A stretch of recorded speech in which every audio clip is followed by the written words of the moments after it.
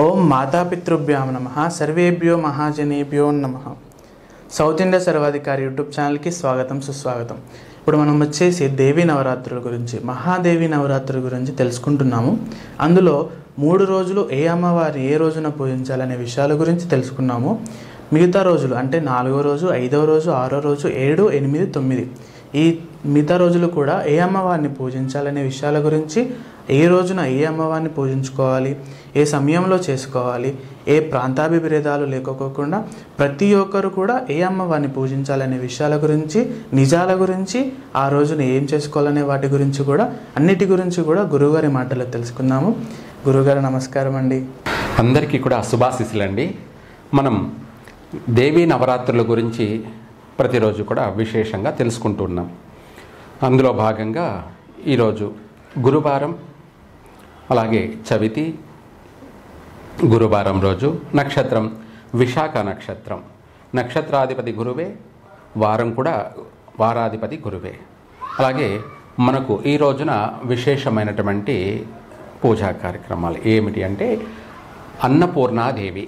ఈ రోజున మనం పూజించాల్సింది అన్నపూర్ణాదేవి. అంటే మనం ప్రతిరోజు ప్రతి విషయం కూడా చెప్పుకుంటూ వస్తున్నది శాస్త్రోక్తంగా అమ్మవారు ఎలా జన్మించారు, ఈ విశ్వానికి మూలం ఏమిటి, మూలాధారం ఏమిటి, రూపం ఏమిటి, జీవం ఏమిటి, మన యొక్క మనుగడ ఏమిటి, అంటే ఒక బిడ్డ ఎలా పుట్టాడు, ఆ పుట్టిన తర్వాత ఆ బిడ్డకు ఏమేమి కావాలి అవసరాలను బట్టి.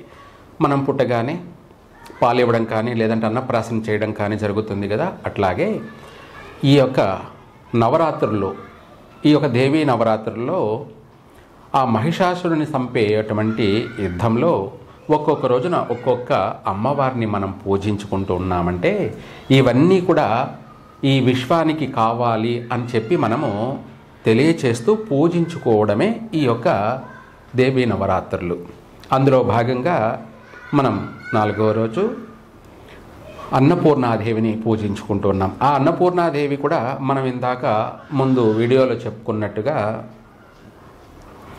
ఆ యొక్క సతీదేవి దాక్షాయిని, ఆమె పుట్టినప్పుడు బాల త్రిపుర సుందరి, తర్వాత సతీదేవి, తండ్రికి ఇష్టమైన కూతురు కాబట్టి దాక్షాయిని. ఆమె అక్కడ సతీ సమగమనం అంటే సగమనం అంటే మనము సతీ సమాగమనం జరిగింది కదా. అందులో భాగంగా తను ఆ యొక్క అగ్నికి ఆహుతైపోతున్నటువంటి సమయ సందర్భాన్ని బట్టి ఆమె అన్ని ప్రాంతాలలో కూడా పడడం జరిగింది. దాన్ని మనము అష్టాదశ శక్తి పీఠాలని చెప్పుకుంటున్నాము. అందులో భాగంగా ఇక్కడ కాశీనగరంన జన్మించింది.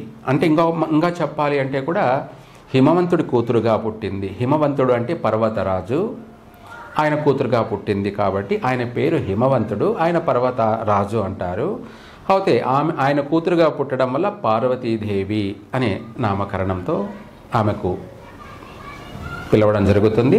అందులో భాగంగానే ఇక్కడ మనకు భూమండలం మీద చూసుకున్నట్టయితే కాశీనగరమున శివుడు అన్నము అని చెప్పేసి ఆయన ఇంటింటికి ఆయన ఆకలిగా ఉండి ఆకలి బాధతో ఇంటింటికి తిరుగుతూ ఉండగా అందులో భాగంగా వాళ్ళ ఇంటికి అన్నము కోసమై ఆయన భిక్షాటన చేసుకుంటూ వెళుతూ ఉంటే అక్కడ మొదటిసారిగా ఆ అన్నపూర్ణాదేవిని చూడడము, ఆమె కూడా ఈయనకు బియ్యము కానీ లేదంటే అన్నము కానీ అన్నీ కూడా ఆమె చేసి ఆయనకు పెట్టడము, వడ్డించడము జరిగింది. అంటే ఆ పరమేశ్వరుడికి, ఆ మహాశివుడికి ఈ యొక్క అన్నపూర్ణాదేవి అన్నదానం చేసింది. మొదటిగా తను అన్నదానం చేయడము, ఆ అన్నదానంలో కూడా ఆమెను ఇష్టపడడము, ఆమెను వివాహం చేసుకోవడం కూడా జరిగిపోయింది. అంటే పార్వతీదేవిని వివాహం చేసుకోవడం జరిగింది. ఇది 4వ జన్మ. పర్వతరాజు కూతురు ఆమె కూడా ఆయన గురించే తపస్సు ఎప్పటి నుంచో తపస్సు చేస్తూ ఉందన్నమాట. జన్మ జన్మలకి ఆయనను వివాహం చేసుకోవాలి అని. దాన్ని 7 జన్మల వరకు కూడా ఒక స్త్రీ పురుషులు అంటే ఒక మగవాడు ఒక ఆడది 7 జన్మల వరకు కూడా భార్యాభర్తలుగానే జన్మిస్తారు. ఇది దీనికి మూలము, నిదర్శనము, ఆధారము కూడా చెప్పాలి అంటే ఒక పార్వతీదేవి.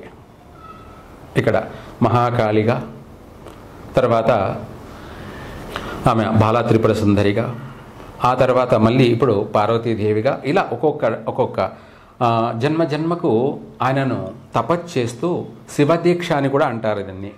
మొట్టమొదటిగా అమ్మవారే శివదీక్ష చేయడం. ఈ అమ్మవారు ఆ శివుడి గురించి పంచాక్షరి మంత్రం జపిస్తూ ఓం నమః శివాయ, ఓం నమః శివాయ అని చెప్పేసి ఆమె మంత్రజపం చేస్తూ ఆయనను తపిస్తూ ఉందన్నమాట. అంటే ఆయనను కలలో కూడా ఆయననే తలుచుకుంటూ ఆయనను తరిస్తూ ఉంది అన్నమాట. అలా అందులో భాగంగానే ఆయన కూడా అన్నమో రామచంద్ర అన్నట్టుగా ఇంటింటికి భిక్షాటన కోసమై బయలుదేరి వచ్చినప్పుడు ఆమెను తారసపడడం, ఆమె కూడా ఈయనకు అన్నదానం చేయడం, ఈయన కూడా సంపూర్ణంగా తిని సంతోషపడి ఆమెను ఇష్టపడి వివాహం చేసుకోవడమే జరిగింది. దాన్ని అన్నపూర్ణాదేవి, పార్వతీదేవి యొక్క అవతార రూపంలో ఇదొక భాగం. మనం 4వ రోజున, గురువారం రోజున అన్నపూర్ణాదేవిని మనం అందరం కూడా భక్తి శ్రద్ధలతోటి, ప్రేమతోనూ భక్తితోనూ, మనకు కష్టాలలోనూ సుఖాలలోనూ ఎప్పటికీ కూడా అన్నపానీయాలకు లోటు లేకుండా ఉండడానికి ఇక్కడ మన భారతదేశ ప్రజలు, అందులోనూ హిందువులు చేసే అటువంటి ఈ యొక్క అన్నపూర్ణాదేవి పూజ కార్యక్రమం వల్ల ప్రపంచంలో ఉన్నటువంటి అందరికీ కూడాను, మనుషులకే కాదు, అన్ని మతాల వారికి, అన్ని మనుషులకే కాకుండా పశుపక్షాది జీవరాశులు అన్నిటికీ కూడా అన్నదానం జరుగుతూనే ఉంటుంది. నిత్యము ఎక్కడ ఏదో ఒక రూపంలో ఎవరికి ఏది కావాలనో అది అన్నీ కూడా ఈ అన్నపూర్ణాదేవే పెడుతుంది వాళ్ళకి. చక్కగా తల్లిలాగా, అందరినీ తల్లిలాగా చూసే అటువంటిదే అన్నపూర్ణాదేవి. తల్లి కడుపు చూస్తుంది, భార్య జేబీ చూస్తుంది అన్న సామెత కింద ఇక్కడ భార్య ఏమో ఏం సంపాదించావు, ఏం తెచ్చావు అని చూస్తుంది. కానీ తల్లి మాత్రం ఎప్పుడు కూడా కడుపు చూస్తుంది, తన శరీరాన్ని చూస్తుంది, తన కష్ట సుఖాలను చూసుకుంటుంది. అందుకే తల్లి అన్నారు. అయితే ఆమెను మనం పూజించడం వల్ల ఈ రోజున మనకు, మన కుటుంబానికి, మనకే కాకుండా, మన కుటుంబానికే కాకుండా ఈ ప్రపంచంలో ఉన్నటువంటి సకల జీవరాశులకు అన్నిటికీ, సర్వప్రాణికి ఏమే అన్నం పెడుతూ ఉంది. అందుకే ఆమెను అన్నపూర్ణేశ్వరి అంటారు.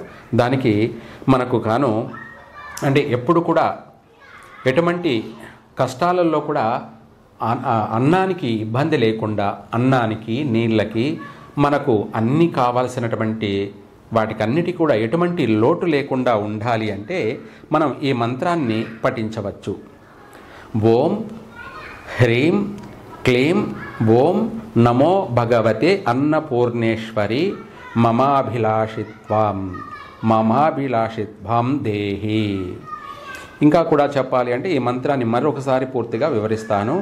ఓం హ్రీం క్లీం ఓం నమో భగవతే అన్నపూర్ణేశ్వరి మమాభిలాషిత్వాం నం దేహి. అంటే నాకు ఇవన్నీ కూడా పూర్తిగా సంపూర్ణంగా నాకు, నా జీవితానికి, నా కుటుంబానికి, నా వంశానికి అంతా కూడా, అంటే మన వంశ మూల తరతరాలకి అన్నానికి లోటు లేకుండా ఆమె ఏదో ఒక రూపంలోనూ మనకు కష్టాలలో సుఖాలలో కూడా లోటు లేకుండా మన జీవితానికి అదే మూలమవుతుంది. అంటే మనము కూటి కోసం కోటి విద్యలు అంటాం కదా. కూటి కోసం అంటే ఎవరైనా సరే వాళ్ళు తినేదానికే ఏ పనులైనా చేస్తూ ఉంటారు. అందుకనేసి ఏ పనులైనా చేయాల్సిన అవసరం లేదు. అది కూడా మనం ఏ పని చెయ్యాలో, ఏ పని చేయకూడదో కూడా మనం నిర్ధారణ చేసుకొని దాని ప్రకారంగా అమ్మవారిని తలుచుకొని మన పని మనం చేసుకుంటూ పోతుంటే మనకు సమయానుకూలంగా అన్నీ వస్తూనే ఉంటాయి. అవి వస్తేనే కదా మనం చేసుకొని తినగలం. అలా ఆ విధంగా అన్నపూర్ణ అనుగ్రహాన్ని పొందండి. ఈ రోజున, గురువారం రోజున అన్నపూర్ణాదేవికి ఇప్పుడు మనము ప్రకృతి ఫలాలే కాకుండా మనం వంట కూడా చేసి పెట్టాలి. నైవేద్యం మనం ప్రతిరోజు చేయాలనా లేదా అన్నది భయపడాల్సిన అవసరం లేదు. ప్రతిరోజు ఒక వంట చేయాలేమో అని చెప్పేసి. కానీ ఈరోజు మాత్రం తప్పకుండా మనము పాయసాన్నం, అలాగే పెరుగన్నం, దద్దోజనం, బెల్ల పొంగలి, అనేక వంటలు వండి పదార్థాలుగా చేసి అమ్మవారికి నివేదన సమర్పించాలి, అమ్మవారికి నైవేద్యం సమర్పించాలి. అంతేకాకుండా ఆ రోజునే అందరికీ కూడా అన్నదానం కూడా చేయాలి.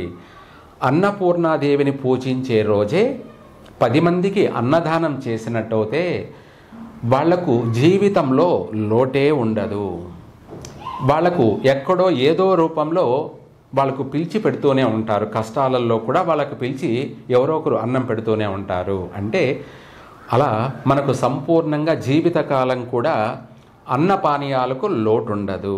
చక్కగా వాళ్ళు అన్నపూర్ణేశ్వరి అనుగ్రహం కలిగినటువంటి వాళ్ళకి ఎప్పుడు కూడా లోటే ఉండదు.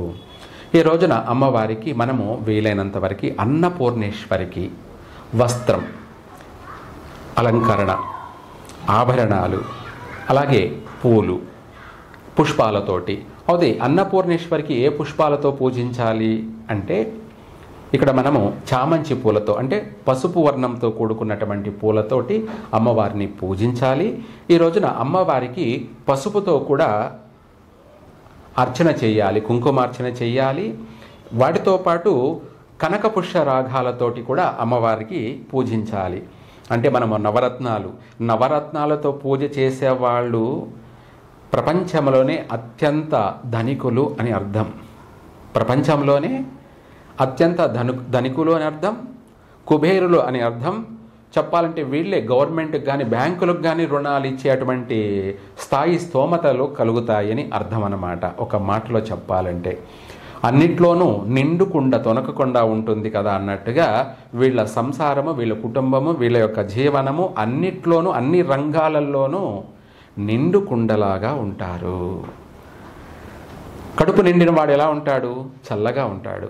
అదేవిధంగా అందరూ చల్లగా ఉండాలి అంటే అన్నపూర్ణాదేవిని ఆ రోజున ఈ యొక్క కనకపుష్య రాగాలతో పూజించాలి, పసుపుతోనూ అర్చించాలి, పసుపు పూలతోనూ ఆమెను పుష్పాభిషేకం చేయాలి.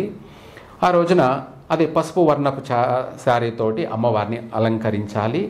చక్కగా ఆ అమ్మవారి అనుగ్రహం అందరికీ కలుగుతుంది. విశేషమైనటువంటి శుభ ఫలితాలను కలగచేస్తుంది. అందరూ కూడా ఆనందంగా 3 పువ్వులు 6 విన్నారు కదండి గురువుగారి మాటల్లో. ఈరోజు మనము శ్రీ అన్నపూర్ణాదేవిని, అమ్మవారిని పూజించాలనే విషయాల గురించి తెలుసుకున్నాము. అలానే మిగతా రోజులు కూడా ఏ అమ్మవారిని పూజించాలి, ఆమె విశిష్టత గురించి, ఆ రోజు ఏ సమయంలో చేసుకోవాలి, అన్నిటి విషయాల గురించి ముందుగానే తెలుసుకుందాము. అందుకోసం మీరు ముందుగానే లైక్ చేసుకోండి, షేర్ చేయండి, సబ్స్క్రైబ్ కూడా చేసుకోండి. Thank you.